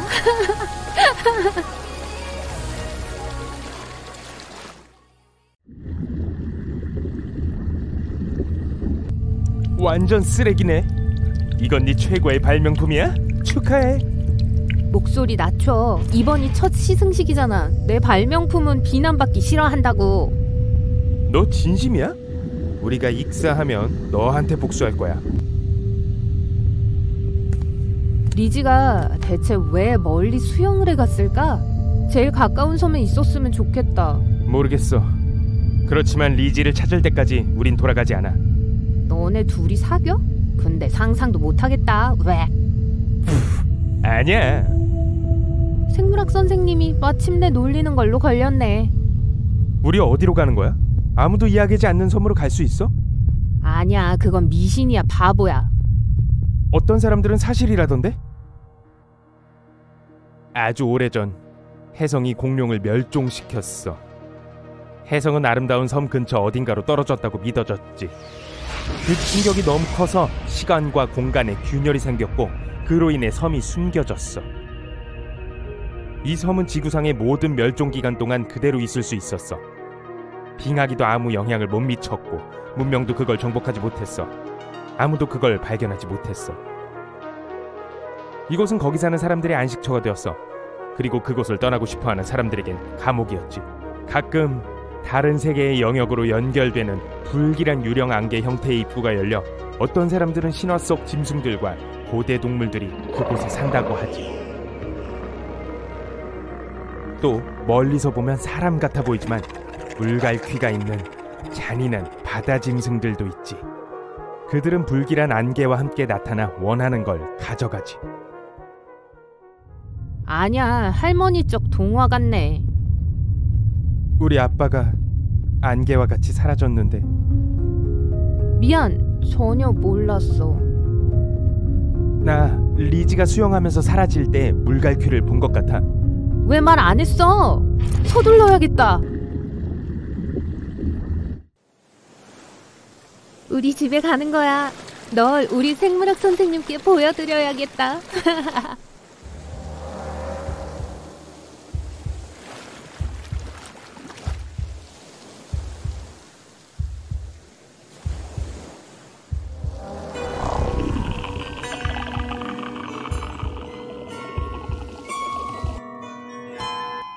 메갈로돈은 지금까지 살았던 상어 중 가장 컸어요. 그것뿐만 아니라 지구 역사상 가장 큰 물고기 중 하나이자 가장 큰 포식자였죠. 기록된 제일 큰 백상아리보다 3배 이상 더 길어요. 또 암컷은 수컷보다 약 2배 더 큰 걸로 밝혀졌어요. 그 당시 자동차가 있었다면 메갈로돈은 이빨로 건드리지 않고도 작은 차를 삼킬 수 있었을 거예요. 사실 매그는 너무 크고 강력해서 천적이 없었어요.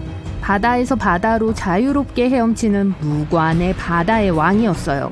이 범세계주의적인 생명체는 그때도 나라가 있다고 가정한다면 미국에서 유럽, 호주에 이르기까지 전 세계에서 발견되었어요.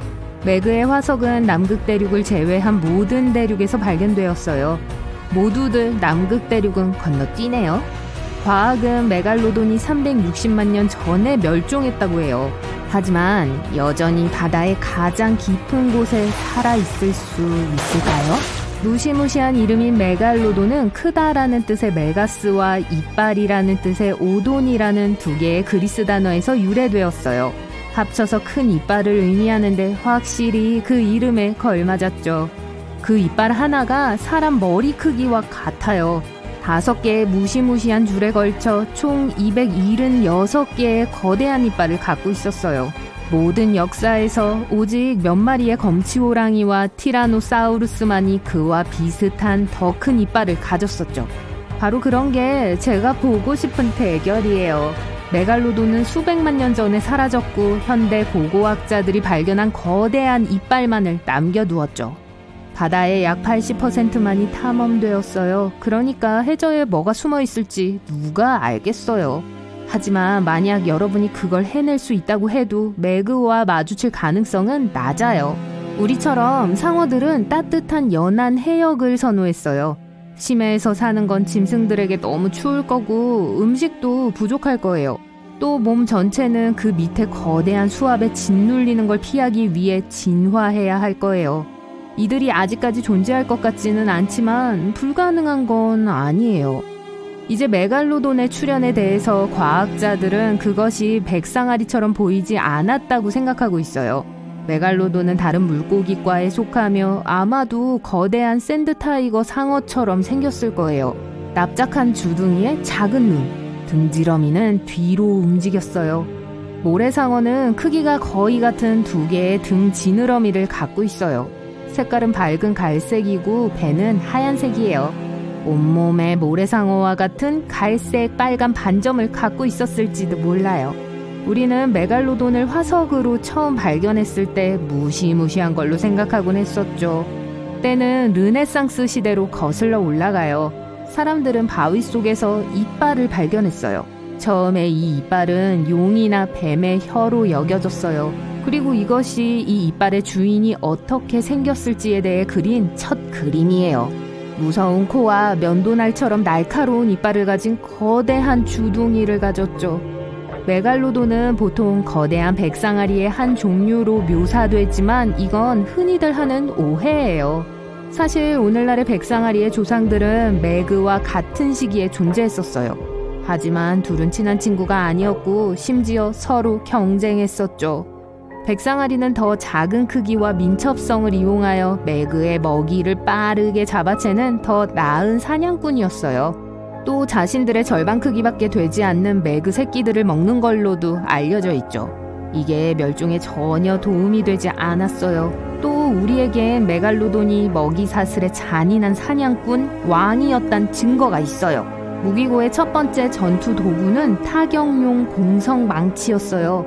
메갈로돈은 먹이를 기습했을 거예요. 칠 기회는 단 한 번뿐이었죠. 놓치면 2번째 라운드는 오래 걸릴 거예요. 메갈로돈의 기동성은 대형 트럭에 필적했어요. 백상아리가 어른 매그와 정면 대결에서는 상대가 되지 않았지만 음식을 훔치는 것은 두려워하지 않았어요. 이걸로 매그에게는 더 큰 물고기와 고래만이 남았지만 고래들이 더 시원하고 새로운 바다로 헤엄치면서 식량 공급은 떨어지기 시작했어요. 고래들은 우리의 친구 매그를 뒤로 하고 더 추운 온도를 선호하도록 적응했어요.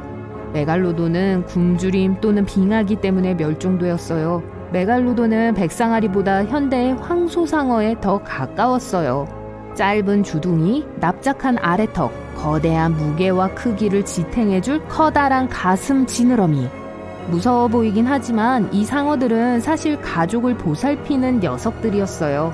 몇몇 메갈로돈 보유구역이 플로리다, 메릴랜드, 파나마에서 발견되었어요. 얕은 물에서 새끼를 낳았어요. 우린 이 지역에서 발견된 수많은 작은 메갈로돈 이빨로 이 사실을 알았어요. 보모도 있었을까요? 그런데 우리가 분석할 수 있는 메갈로돈 이빨이 왜 이렇게 많을까요? 이들의 지저분하고 공격적인 식습관 때문에 상어들은 정기적으로 이빨을 잃었어요. 1주일에서 2주일마다 한 세트의 치아를 잃죠. 일생이면 4만 개에 달해요. 치아 요정으로부터 돈을 엄청 받았겠어요. 이 때문에 메갈로돈의 이빨은 계속해서 해저로 떨어졌죠. 우리에게 다행스럽게도 그게 상어의 뼈대에서 가장 단단한 부분이라서 이렇게나 많은 이빨들이 남아서 화석화된 거예요. 매그 이빨에 대한 첫 발견은 사람들을 혼란스럽게 했다고 해도 과언이 아니에요. 초기 발견자들은 매그의 이빨이 고대 뱀 생물들의 석화된 혀라고 생각했어요. 심지어 그걸 혀돌이라고 불렀어요. 꽤 멋졌겠지만 메갈로돈은 공룡과 같은 시기에 존재했다는 것도 흔한 오해예요. 공룡들은 약 6,600만 년 전에 멸종되었지만 메갈로돈은 훨씬 후에 왔어요. 가장 오래된 매그 화석은 2,300만 년 정도밖에 되지 않았지만 정확한 날짜를 딱 집어 알아내긴 어려워요. 어쨌든 아직 달력이 발명되지 않았거든요. 이들은 인간이 진화하기도 전에 멸종됐어요. 최초의 인간을 칭하는 멋진 이름을 가진 초기 호모사피엔스는 약 250만 년 전에 등장했어요. 하지만 메갈로돈 상어가 멸종되지 않았다면 어떨까요? 고래의 개체수는 이 녀석들이 마지막까지 있었기 때문에 급격히 감소했어요. 그래서 잡아먹을 수 있는 고래는 훨씬 적을 거예요. 또 고래들은 훨씬 더 똑똑해졌고 새로운 방어적인 움직임을 배워서 사냥을 훨씬 더 어렵게 만들었죠. 매일 약 12톤의 음식을 먹은 걸로 추정돼요. 크라켄은 전설적인 바다 괴물인 대왕 오징어예요. 여러분이 본 것 중 가장 큰 오징어죠. 그리고 만약 이 괴물이 존재했다면 세상은 몰라보게 변했을 거예요. 크라켄은 강력한 촉수를 갖고 있어요. 끝에 빨판이 있는 단단한 근육은 탈출이 불가능해요. 크라켄은 배를 두 동강 내거나 그냥 깊은 곳으로 끌어내릴 수 있어요. 하지만 크라켄의 가장 최악인 점은 크기예요.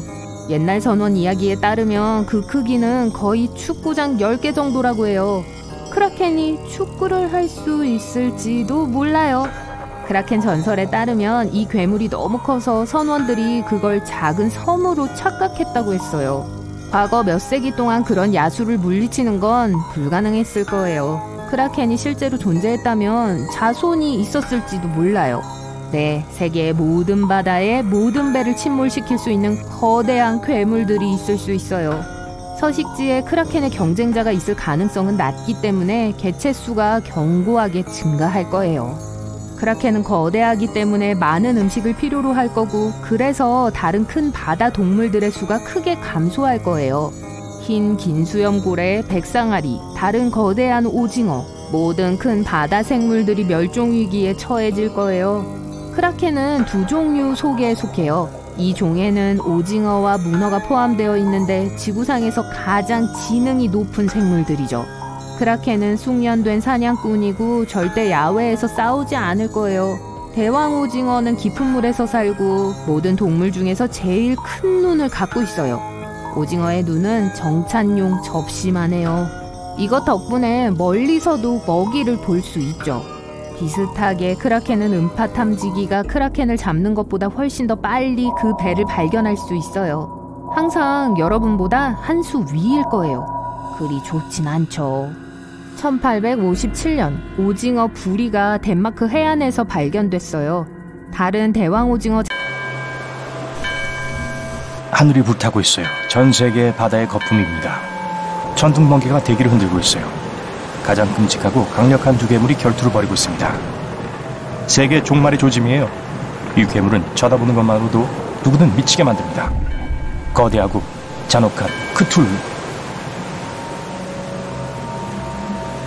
그리고 그 상대는 지구상에서 가장 큰 오징어입니다. 그 자체가 공포이기 때문에 무서움을 모르는 짐승이죠. 수천만에 달하는 선박 침몰의 원인이에요. 강력하고도 끔찍한 크라켄입니다. 우주 역사상 가장 대단한 싸움이 시작됩니다.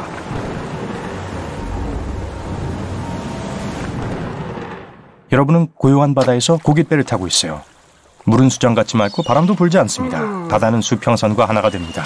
육지는 어디에도 배지 않고 자유로운 느낌이에요.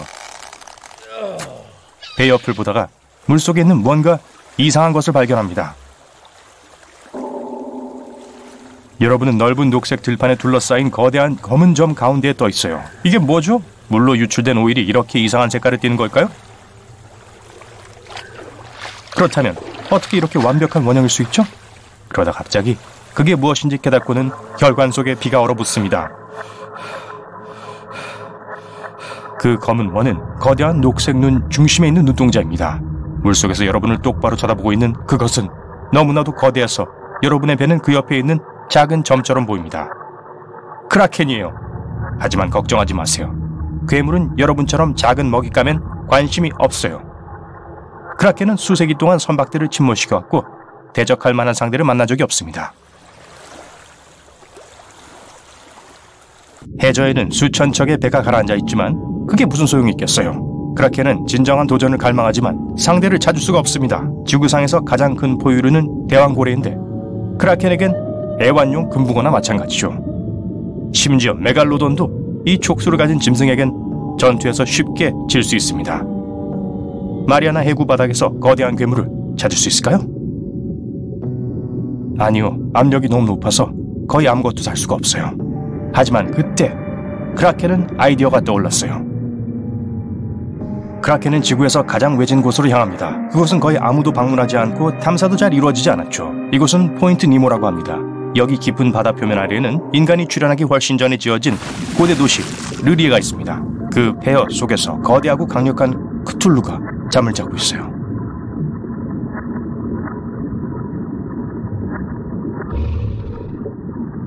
이 고대 반신적인 존재는 수천 년 동안 이곳에서 휴식을 취하고 있었습니다. 지금까지 크툴루는 지구의 대혼란을 일으킬 순간을 기다려왔습니다. 잠자고 있는 꿈속에서조차 크툴루는 자신의 숭배자들과 의사소통을 합니다. 텔레파시를 이용해서 그들의 마음속에 들어가서 끔찍한 짓을 하게 만들죠. 하지만 갑자기 크툴루의 잠은 방해를 받습니다. 누가 감히 무례하게 그를 깨우는 거죠? 크툴루는 해초로 뒤덮인 붉은 눈을 뜨고 앞에 있는 커다란 오징어를 봅니다. 크라켄은 마침내 대적할 만한 상대를 찾았습니다. 즉시 크툴루를 향해 돌진하고 촉수로 괴물의 머리를 감쌉니다. 싸움이 시작됩니다. 크툴루는 해저를 강하게 밀어내면서 크라켄을 끌고 표면으로 돌진합니다. 가장 높은 마천루보다 더 큰 두 개의 거대한 괴물이 물 밖으로 나옵니다. 파도가 맹위를 떨치고 있고 전투 현장으로 구름이 몰려들고 있습니다. 화가 난 크툴루는 크라켄을 공격했지만 끄떡하지 않아요. 번개가 어둠 속에서 번쩍이고 구름을 휘젓습니다. 크툴루는 크라켄을 뜯어내려 하지만 오징어의 촉수는 녹색 괴물을 단단히 잡고 있어요.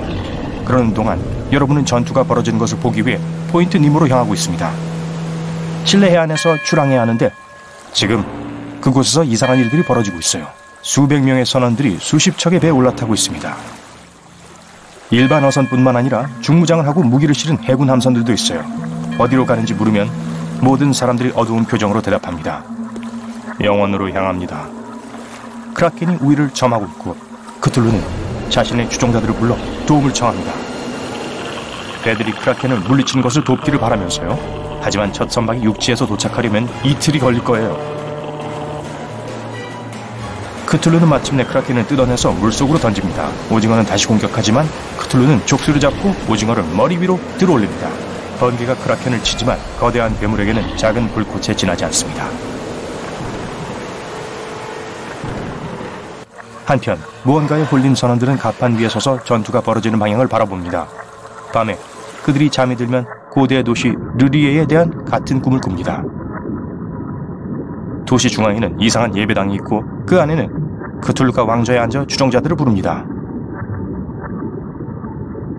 밤낮으로 괴물들은 마지막 힘을 다해 서로 싸웠습니다.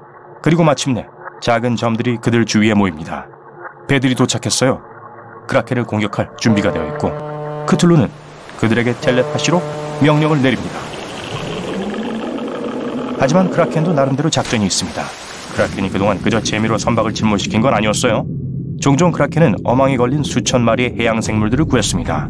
그리고 이제 그들과 바다 여기저기에서 온 그 자손들이 크라켄을 돕기 위해 옵니다. 거대한 문어, 대왕고래, 백상아리, 전기뱀장어 등 모두 적함을 공격하고 있습니다. 고래는 잠수함을 덮치고 뱀장어들은 전기방전으로 선박의 엔진을 끄고 있습니다. 갑자기 크라켄이 물밑으로 잠수합니다. 포기한 걸까요? 겁을 먹었네? 그건 아닐 거예요. 크툴루는 바다를 내다보고 오징어 공격하기를 기다립니다. 크라켄은 싸우는 사람들과 물고기들 밑에서 헤엄칩니다. 족투를 비틀어서 거대한 소용돌이를 일으킵니다. 이제 배들은 끝장났고 크툴루는 혼자 힘으로 싸워야 합니다. 크라켄은 강한 동물이지만 결국엔 동물인 반면 크툴루는 믿을 수 없을 정도로 영리합니다. 비록 악랄하긴 하지만요. 크라켄이 바다 괴물이고 일단 육지로 가면 승산이 없다는 걸 알고 있죠. 크툴루의 고함이 하늘을 뒤흔듭니다. 번개가 바다에 내리칩니다. 물이 끓어오릅니다. 고대 도시 르리에가 바다 밑바닥에서 솟아오르고 있습니다. 크라켄은 여기서 도망칠 수 없어요. 물이 필요해요. 오징어는 마지막 힘을 다해 크툴루와 싸우지만 물 없이는 금방 지게 됩니다. 크툴루가 승리했습니다. 자, 이제 잠이 깬 크툴루는 예언대로 세계의 모든 곳을 파괴할 겁니다. 하지만 그 싸움은 세상의 이목을 끌지 않을 수 없었어요. 위성 데이터 덕분에 세계는 이미 무슨 일이 일어났는지 알고 있습니다. 그리고 고대 괴물이 승리할 경우를 대비해서 그것을 진압하기 위한 계획이 고안되었습니다. 전투기가 현장에 진입하여 크툴루를 공격합니다. 괴물이 두 팔을 하늘로 들어올립니다. 구름이 몰려들어요. 구름 속에서 전기 방전이 번쩍이고 수백 킬로미터 이내의 모든 전기가 사라집니다. 제트기에 탑재된 전자기기도 포함해서요. 전투기가 물속으로 떨어지고 있어요. 그 신화 속의 야수를 이길 방법은 없어요. 하지만 저게 뭐죠? 인공위성이 갑자기 하늘에서 수십 개씩 떨어지고 있습니다. 크툴루는 포인트 니모가 우주 파편의 쓰레기 매립지라는 것을 몰랐습니다. 이곳은 지구에서 가장 먼 곳이기 때문에 사용하지 않는 위성을 이곳에 떨어뜨리는 것이 안전하죠. 현재 수백 개의 위성이 고대 도시에 떨어지며 괴물을 폭격하고 있습니다. 갑작스러운 공격에 당황한 크툴루는 도시와 함께 물속으로 후퇴합니다. 그리고 거기서 1000년 동안 다시 잠을 자기로 하고 세상을 멸망시킬 완벽한 순간을 기다리기로 결심합니다. 크툴루의 마음을 조정하는 능력은 전투의 목격자들이 본 것을 모두 잊게 만들었습니다. 인류는 다시 바다 깊은 곳에 도사리고 있는 위험을 알지 못합니다. 크툴루는 사람들이 자신이 깨어났을 때를 대비하는 걸 원하지 않아요.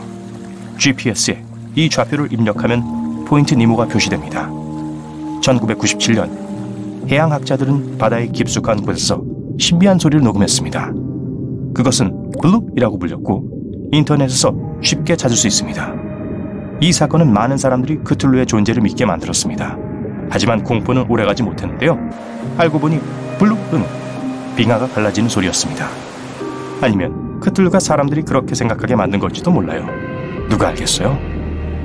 본인의 직업을 좋아한다고 해도 모든 게 다 잘 안 풀리는 날이 있습니다. 마감일을 놓치거나 동료와의 갈등, 지루한 업무들. 하지만 그걸 오히려 다행이라고 생각하세요. 정말로요. 역사를 통틀어 누군가는 해야 했던 최악의 직업들에 대해 알아보겠습니다. 헨리 7세 시대에는 왕과 함께 화장실에 가는 것이 직업인 특정 사람들이 있었어요. 그들의 임무는 화장실에서 일어나는 모든 일을 살펴보고 왕이 볼일을 본 후에 깨끗이 뒤처리를 해주는 것이었어요. 하지만 그건 절대 처벌이 아니었어요. 사람들은 실제로 이 직업을 얻기 위해 경쟁했습니다. 왜냐고요? 왜냐하면 그건 가장 취약한 상태에 있는 군주에게 접근할 수 있다는 걸 의미했기 때문이죠. 잠재적으로 모든 종류의 주제에 대해 토론하고 심지어 특정 결정에 영향을 미칠 수 있다는 걸 의미했습니다. 지루한 직업에 대해 말하자면 과거의 호명자로 일하는 것이 아마도 가장 지루했을 거예요. 전혀 위험한 일은 아니었어요. 그저 엄청나게 지루할 뿐이었죠. 고대 유럽에서 이 사람들이 한 일은 기본적으로 인간 전화번호부라고 할 수 있었습니다. 다양한 파티에서 윗사람을 쫓아다니면서 무슨 일을 했는지, 누구와 만났는지, 무슨 얘기를 했는지를 기억해야 했어요. 그 직업에 못지않게 지루한 일은 펑카왈라의 일이었습니다. 인간 선풍기라고 할 수 있죠. 천장 선풍기나 에어컨이 아직 발명되지 않았던 시절 펑카왈라는 하루 종일 한 곳에 서서 부채질을 했습니다. 요즘 DIY 비디오를 보면 여러분은 분명히 우와, 비누를 만드는 건 정말 쉽고 평온해 라고 생각할 거예요. 적어도 깨끗하잖아요. 그리고 냄새도 아주 좋아요. 그런데 항상 그런 건 아니었습니다. 과거에 비누 제조업자가 되는 건 사실상 산업화학자로 일하는 것과 같았어요. 그 당시에 비누는 잿물, 재, 동물성 지방과 같은 성분으로 만들어졌어요. 이 모든 재료가 단단해질 때까지 함께 섞었어요. 상상할 수 있듯이 이런 비누는 라벤더나 카모마일 향이 아니었습니다. 강력한 화학물질이 비누 제조업자에게 잠재적으로 부정적인 영향을 끼친 것은 당연해요. 사소한 일로 트집을 잡는 것을 닛피킹이라고 하는데 그 유래는 한때 실제 존재했던 직업이었어요. 가발이 정말 인기가 많았던 시기가 있었습니다. 하지만 머리니 문제도 아주 흔했어요. 짐작했겠지만 닛피커는 라벤더 오일과 빗으로 가발에서 성가신 머리니를 제거하는 사람들이었습니다. 러닝머신 좋아하세요? 빅토리아 시대 영국에서는 말 그대로 하루 종일 이 장치를 사용해야 하는 사람들이 있었습니다. 트레드밀러라고 불렸어요. 그들은 트레드밀에 올라타서 다리를 몇 시간 동안 쉬지 않고 옥수수를 갈았습니다. 배 틈으로 물이 새지 않도록 틈을 메우는 뱃밥을 만드는 사람들 동안 가장 지루한 직업을 갖고 있었어요. 특정한 종류의 섬유질을 찾기 위해 밧줄을 풀어야 했어요. 뱃밥은 물로부터 나무를 보호했기 때문에 바다에서 수요가 높은 섬유였습니다. 문제는 공급원이 둘밖에 없었다는 것이었어요. 식물 자체 아니면 이 특정 섬유가 들어있는 낡은 밧줄에서만 얻을 수 있었어요. 그래서 배에 타고 있던 일부 선원들이 뱃밥을 찾아 맨손으로 거칠고 굵은 밧줄을 수킬로미터씩 풀어내는 임무를 맡았습니다. 사람들이 알람시계나 휴대폰이 없었을 때 어떻게 아침 일찍 일어날 수 있었을까요? 19세기의 영국과 아일랜드 사람들은 꽤 창의적인 해결책을 생각해냈어요. 바로 노커 어퍼였어요. 기본적으로 인간 알람시계였죠. 처음에는 자신을 고용한 사람의 문을 두드렸습니다. 하지만 곧 그 방법이 정말 비효율적이라는 걸 알게 됐죠. 설상가상으로 곤히 자고 있던 이웃들을 깨워서 항상 소음에 대한 불만이 있었어요. 그렇다면 해결책은 무엇이었을까요? 끝에 손잡이가 달린 긴 막대기였어요. 대부분의 근로자들이 1층에 사는 경우가 많기 때문에 노커 어퍼들은 거리를 걸어가면서 막대기를 사용해서 필요한 창문을 두드렸어요. 하지만 또 다른 궁금증이 생기네요. 누가 이 노커 어퍼를 깨웠을까요? 이 직업을 얻으려면 특정한 유형의 사람이 되어야 했어요. 낮 동안 잠을 잘 수 있고 올빼미형 인간이 될 수 있는 사람이어야 했습니다. 어쨌든 알람시계가 점점 더 인기를 끌자 대부분의 노커 어퍼들은 일자리를 잃었어요. 이 직업은 오늘날에도 여전히 존재하지만 그렇다고 해서 덜 위험한 건 아니에요. 스네이크 밀커, 이름에서 짐작할 수 있겠지만 바로 뱀의 독을 추출하는 사람들이에요. 왜 굳이 그런 일이 필요할까 궁금해할 수도 있어요. 뱀의 독은 의료 분야에서 일하는 사람들에게 매우 중요한 것으로 밝혀졌습니다. 누군가가 독사에게 물릴 때마다 가능한 한 빨리 적절한 치료를 받아야 합니다. 뱀의 독을 미리 연구하지 않으면 할 수 없는 일이죠. 뱀에게서 채취한 물질은 동결 건조되어 특정한 실험실과 대학에서 항독소의 연구와 생산을 위해 사용됩니다. 고대 로마에는 여러분이 들어본 것 중 가장 기이한 직업이 있었어요. 살루티게 룰리부터 시작하겠습니다. 이건 인간 버전 DM 혹은 연하장과 같은 거였어요. 이 사람들은 칭찬 메시지를 친구나 지인에게 전달하면서 하루를 보냈어요. 그리고 오르나트릭스도 있어요. 기본적으로 오늘날의 미용사와 비슷한 직업이었어요. 문제는 그 당시에 미용사들이 거머리나 심지어 비둘기 배설물과 같은 성분으로 머리를 관리했다는 점입니다. 희한한 로마인의 직업 중 맨 위에 또한 닦는 사람이 있었어요. 고대 로마인들은 자신의 신체 이미지에 매우 관심이 많았습니다. 그래서 연마제나 다른 종류의 거친 물건들로 깔끔하게 몸의 각질을 제거하는 서비스를 필요로 했어요. 궁정광대는 별로 운이 좋은 사람들은 아니었습니다. 고위층들을 위한 일종의 상시대기 코미디언이었죠. 중세시대에 가장 인기가 많았어요. 하지만 단지 말장난만 하는 것이 아니었어요. 재능에 따라 재치 있는 농담을 고안하고 드라마 작품을 공연하고 시를 암송하고 이야기를 하고 노래를 부르고 심지어 고개를 해야 했어요. 그럼에도 불구하고 그 당시 사람들은 궁정광대의 직업을 존경했는데 권력자들과 많은 시간을 보내는 걸 의미하기 때문이었습니다. 하지만 실제로 그랬을까요? 사실 그렇지 않았어요. 궁정광대는 일자리를 지키기 위해서 기술을 향상하고 확장하는 데 많은 시간을 써야 했습니다. 그렇지 않으면 사람들이 지겨워할 테니까요. 말할 것도 없이 대부분 사전에 아무런 준비도 허락되지 않은 채 명령에 따라 공연을 해야 했죠. 천부적인 재능이 필요했을 거예요. 고대 그리스에는 짐네지아치라는 사람들이 있었습니다. 첫째, 이 직업을 가질 자격을 얻기 위해서는 30세에서 60세 사이의 남성이어야 했어요. 또한 재산이 많이 있어야 했습니다. 이해가 안 된다고요? 곧 알게 될 거예요. 설명해 드릴게요.